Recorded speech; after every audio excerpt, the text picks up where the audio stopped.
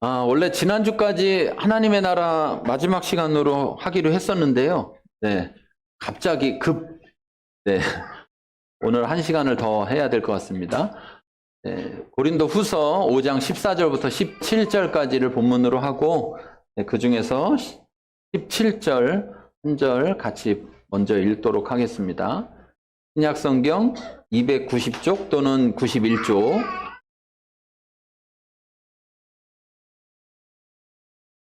찾으셨으면 같이 함께 읽겠습니다. 그런즉 누구든지 그리스도 안에 있으면 새로운 피조물이라. 이전 것은 지나갔으니 보라 새 것이 되었도다. 아멘. 고린도 후서 5장 14절에서 17절까지 본문을 가지고 제가 찾아보니까 2020년도에 설교했더라고요. 보니까 아마 부활주일 때 그때 부활에 관해서 설교하면서 설교했던 것 같아요. 근데 오늘은 부활의 관점이 아니라 하나님 나라의 관점 속에서 같이 이 말씀을 좀 보려고 합니다. 제가 지난번에 한번 챗 GPT라고, GPT 발음도 잘 안 되네요. 대화형 인공지능이라는 게 이제 있는데요. 원래 예전부터 있었는데 이번에 나온 그 버전이 예전 버전보다 훨씬 발달한 굉장히 획기적인 버전이어가지고 지금 뭐 모르는 분들은 그냥 모르고 살아가시고, 아는 사람들은 난리가 났습니다. 챗 GPT라는 건데 GPT라는 버전이 이제 1, 2, 3 계속 이렇게 나가는데 지금 챗 GPT라는 버전은 뭐 GPT의 3.5, 4.0 뭐 이런 버전이라고 해요. 그런데 그 GPT한테 질문을 하면 검색을 해주는 게 아니고 질문을 하면 얘가 대답을 해줍니다. 대답을. 우리가 뭐 네이버에서 궁금한 거 있으면 물어보잖아요. 이렇게 찾잖아요. 그러면 걔는 대답해 주는 게 아니라 찾아주잖아요. 이렇게. 근데 얘는 대답을 해줘요. 근데 제가 좀 사용을 해보니까 한국말에는 대답을 못하는 게 많아요. 그래서 왜 그런가 하니까 얘가 이제 많이 학습을 해야 돼요. 학습을. 그러니까 GPT라는 게 원래 이제 미리 학습을 해가지고, 대화를 만들어내는, 번역해주는, 이렇게 통역해주는 그런, 대화해주는 이런 건데, 한국 자료는 많이 아직 안 봤나 봐요. 영어 자료로 보면, 영어 자료는 이제 뭐 방대하게 봐가지고, 여러분 놀라운 사실은, 얘가 말을 하는데, 문법을 가르친 적이 없는데, 문법에 맞게 말을 하는 거예요. 그러니까 우리 어린아이들한테 문법을 가르치지 않잖아요, 여러분. 근데 애들이 말을 배우다 보면 어떻게 해요? 문법에 맞게 말을 하잖아요. 인공지능이 지금 그렇게 된 거예요. 그런 수준이 된 거예요. 그래서 제가 질문을 이제 한국말로 할 수가 없어갖고 영어로 질문을 해봤어요. 그랬더니 얘가 대답을 했어요. 보여줘봐요. 여기죠. 뭘 질문했느냐? 기독교에서 말하는 하나님의 나라가 뭐냐? 기독교에서 말하는, 안경을 갖고 왔어요. 기독교에서 말하는 하나님의 나라가 뭐냐? 이렇게 질문을 했어요, 제가. 처음에 이제 한글로 질문했더니 얘가 대답을 잘 못해. 계속 버벅거려. 그래갖고, 영어로 하면 훨씬 대화가 잘 된다고 그래가지고, 그래서 물어봤어요. 그랬더니, 기독교에서 말하는 하나님의 나라는 뭐냐? 이렇게 질문했습니다. 그랬더니 이제 뭐라냐면, 기독교에서는 하나님의 나라가, 하나님의 통치 또는 주권이라고 말하는데, 그거는 뭐에 대한 통치냐? 모든 창조물에 대한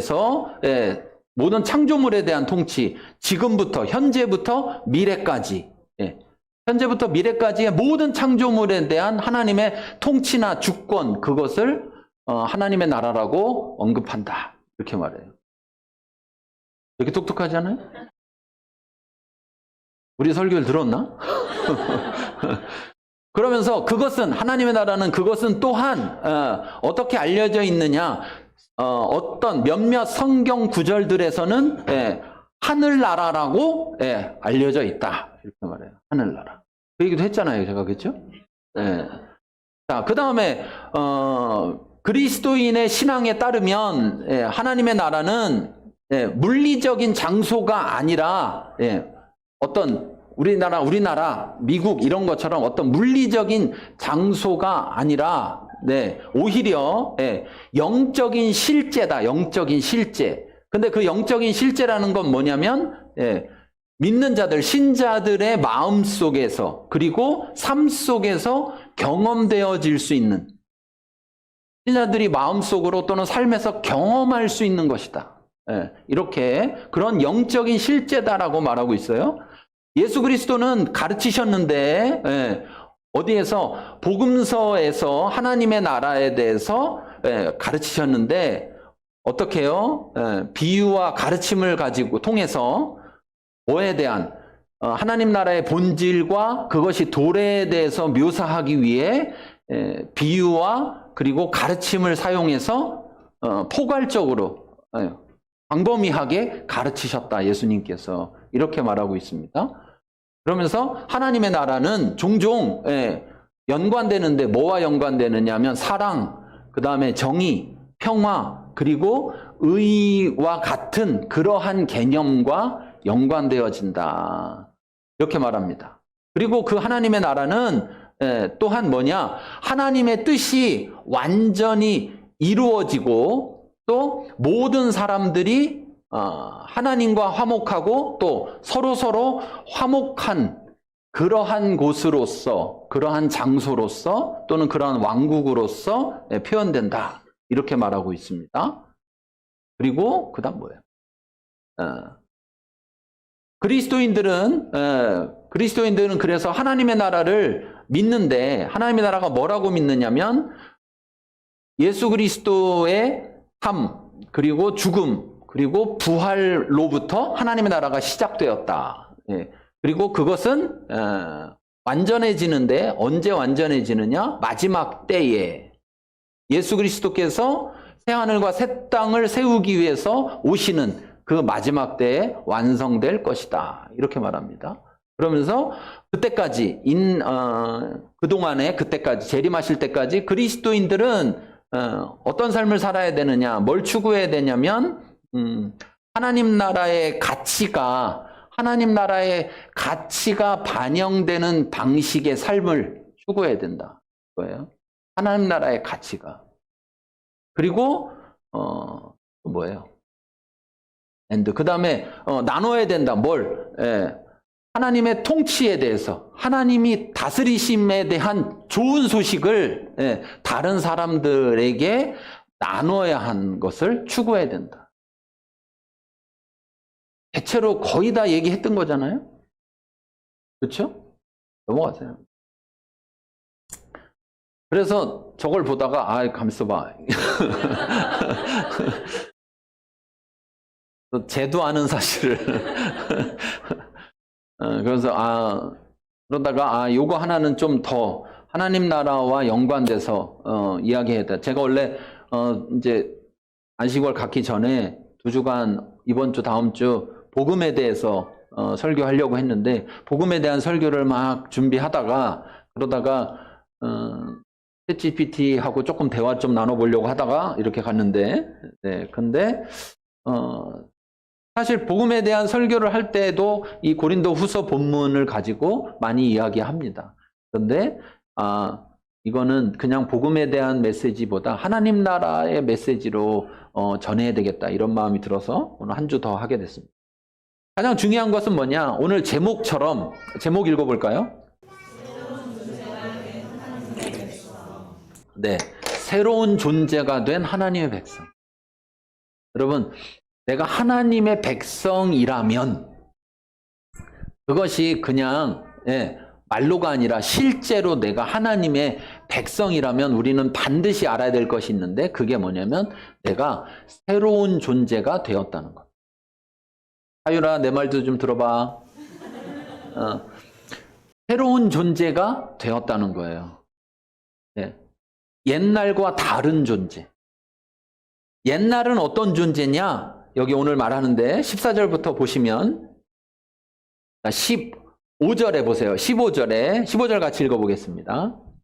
그가 모든 사람을 대신하여 죽으심은 살아있는 자들로 하여금 다시는 그들 자신을 위하여 살지 않고 오직 그들을 대신하여 죽었다가 다시 살아나신 이를 위하여 살게 하려 함이라. 하나님의 백성이 되기 이전의 나의 존재는 자기를 위해서 사는 존재예요. 당연하죠. 그렇죠? 예, 자기를 위해 안 사는 사람이 어디 있어요? 다 자기를 위해서 살아요. 그렇죠? 하나님 나라의 백성이 되기 전에는 다 자기를 위해서 살았어요. 그런데 문제가 있는 거예요. 자기를 위해서 살았으면 여러분, 자기를 위해서 산다는 것에 가장 궁극적인 걸 따져보면 내 삶이 끝날 때 내가 심판을 받아야 될 것이냐. 네. 그리고 그 심판을 통해서 내가 만약에 지옥이라는 데가 있는데 천국이라는 데가 존재하는데 그 중에서 내가 지옥을 가게 된다라면 내가 평생 내 자신을 위해서 산 결과가 지옥을 향해서 간다면 나는 내 자신을 위해서 산 걸까요? 아닐까요? 아닌 게 돼버리는 거죠. 그렇죠? 그러니까 예전에는 모르기 때문에 내 자신을 위해서 산다고 평생 힘들여서 살아요. 간혹 제가 어떤 이제 그 방송에서 나오는 것들 중에 이렇게 보다가 마음 아픈 게 있는데 그게 뭐냐면 어떤 분들은 돈 버는 기계처럼 살더라고요. 태어나서 돌아가실 때까지 하여튼 일을 못할 때까지 그냥 오로지 아침부터 일어나서 365일 쉬는 날도 없이 그냥 일만 하고 그래갖고 막 거집은 막 대박난 집이 돼가지고 막 더 바빠. 그래서 더 못 쉬어. 근데 돈은 막 억수로 벌어서 건물도 짓고 잘 사는데 누가 잘 사나요? 자식만 잘 살아. 근데 성경에서 놀라운 사실은 하나님은 이렇게 말해요. 하나님을 사랑하라 그러면서 하나님만 사랑하는 게 아니라 자기를 사랑하라고 그래요. 여러분 놓치시면 안 돼요. 하나님을 사랑하고 이웃을 사랑하라 이렇게 말하면 안 됩니다. 하나님을 사랑하고 자기를 사랑하고 이웃을 사랑하는 거예요. 자기를 사랑하는 것처럼 이웃을 사랑하래잖아요. 그렇죠? 그러면 자기 사랑해야 돼요, 안 해야 돼? 해야 되죠. 근데 자기를 사랑하지 않으면서 이웃을 사랑하는 거는요, 가짜일 수밖에 없어요.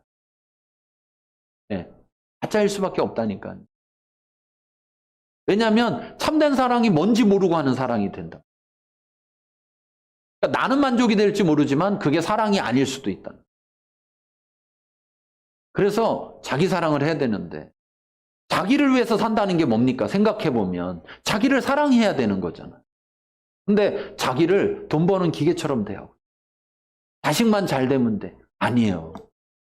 어르신들 자식만 잘 되면 되는 게 아니에요. 내가 잘 돼야죠. 내가 잘 돼야죠. 네. 내가 어떻게 보면 자식한테 가장 좋은 걸 주는 건 내가 잘 되는 거예요.